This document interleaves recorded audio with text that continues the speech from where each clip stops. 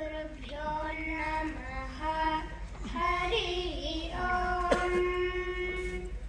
गणानां त्वा गणपतिगुं हवामहे कविं कवीनामुपमश्रवस्तमं ज्येष्ठराजं ब्रह्मणां ब्रह्मणस्पत आनशृण्वन्नोतिभिः सीदसादनं महागणपतये नमः।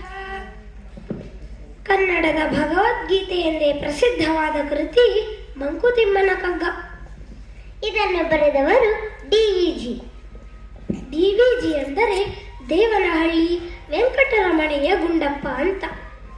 ಡಿ.ವಿ.ಜಿ ಅವರಿಗೆ ನಮಸ್ಕರಿಸುತ್ತಾ ಕಗ್ಗ ವಾಚನ ಹಾಗೂ ವ್ಯಾಖ್ಯಾನವನ್ನು ಆರಂಭಿಸ್ತಾ ಇದ್ದೇವೆ.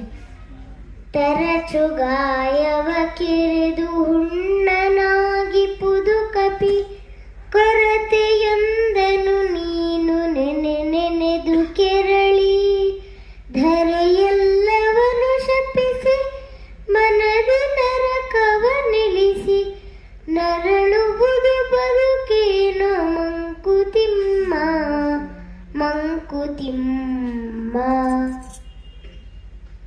ಒಂದು ದೊಡ್ಡ ಕಾಡಿತ್ತು. ಆ ಕಾಡಿನಲ್ಲಿ ಕಪಿಗಳ ಗುಂಪು ವಾಸವಾಗಿತ್ತು. ಆ ಕಪಿಗಳ ಗುಂಪಿನಲ್ಲಿ ಒಂದು ಮರಿಕಪಿ